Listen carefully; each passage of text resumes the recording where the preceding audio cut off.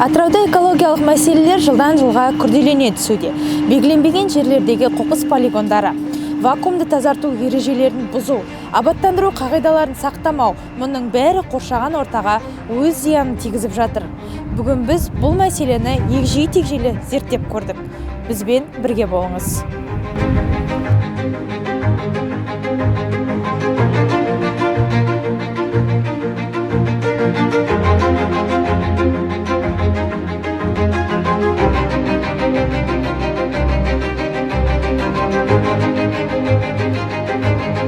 Атырау қаласының экологиялық жағдайы туралы ойыңыз қандай? Экологиялық жағдай мәз емес қой, әрине. Соңғы кездері иіс болады. Мысалға, балалардың көбінде қазір аллергия. Біздің өзіміздің микрорайонда айтатын болсақ, осы Нұрсая микрорайонда айтатын болсақ, осы жерге мал келеді. Жаз бойына көктемнен бастайды осы. Мал келеді, теректерімізді жеп кетеді. Сосын жаңағы қаңғыбас иттер көп. Сол енді жаңағыдай жағдай болып отырғанда, біз өзіміздің участковый полицияға звондаймыз.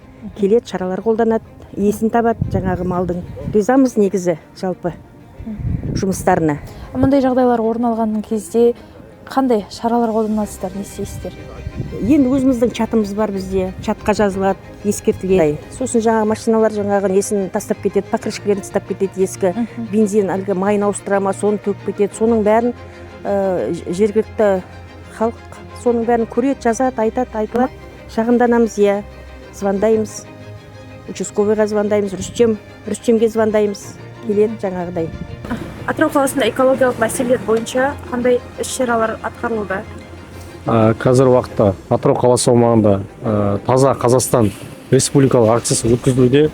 Бұл акцияға сәйкес жергілікті атқарушы органдармен бірлесіп, учаскелік полиция инспекторлары күнделікті жұмыс атқаруда. Яғни қала абаттандыру қағидаларын сақталуын қадағалау және заң бұзушылықтарға сәйкес әкімшілік шаралар қолданылып жатыр. Сонымен қатар учаскелік инспекторлар тұрғындар арасында түсіндірме жұмыстарын жүргізудің арқасында халықпен бірлесіп қаланы таза ұстау мақсатында бірқатар жұмыстар атқарып жатыр. Қоқыс төгу, вакуум тазарту және абаттандыру талаптарын бұзу бойынша қандай жазалар қарастырылған? Қазақстан Республикасы әкімшілік құқық бұзу туралы кодексінің 505 бабына сәйкес, яғни қала абаттандыру қағидаларын бұзу бірінші рет жасаған тұлғаға қатысты ескерту жазасы қолданылады. Ал қайталап жасаған тұлғаға қатысты тиісті айлық есептік көрсеткіштерге сәйкес жеке тұлға, заңды тұлғаларға шаралар қолданылып, айыппұлдар салынады. Басқа да тұлғаларға арыздану үшін, шағымдану үшін қандай іс-шараларды жасау керек? Кез келген абаттандыру, қоқыс төгу деректері анықталған жағдайда дереу 102 операторына хабарласып, полиция органдарына хабарласуға болады.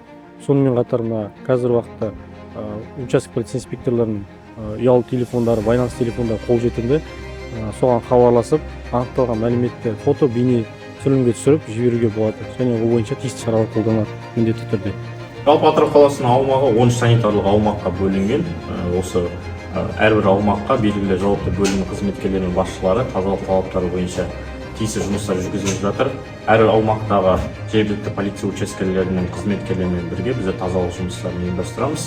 2024 жылы әртүрлі тазалық талаптарын сақтамаған тұрғындарға 2000-ға жуық ескертулер, айыппұлдар және заңда көрсетілген тиісті жауапкершіліктерге тартылды. Және осы Атырау қаласы аумағындағы полиция қызметкерлерімен бірлесіп рұқсат етілмеген аумақтардағы қоқыс төгу жұмыстарын тексеру жұмыстарын жүргіздік. Және осы уақытта Атырау қаласында орналасқан камералар арқылы полиция қызметкерлерімен анықтап, тиісті жауапкершілікке тарту жұмыстары ұйымдастырылды. Осындай жұмыстарымыз және полиция қызметкерлерімен бірлесе атқаратын жұмыстарымыз жалғаса беретін болады. Қоршаған ортаның тазалығы баршамыздың ортақ мәселеміз. Әрбір тұрғын қаланың тазалығына үлес қосуы тиіс. Таза қала, таза Қазақстан.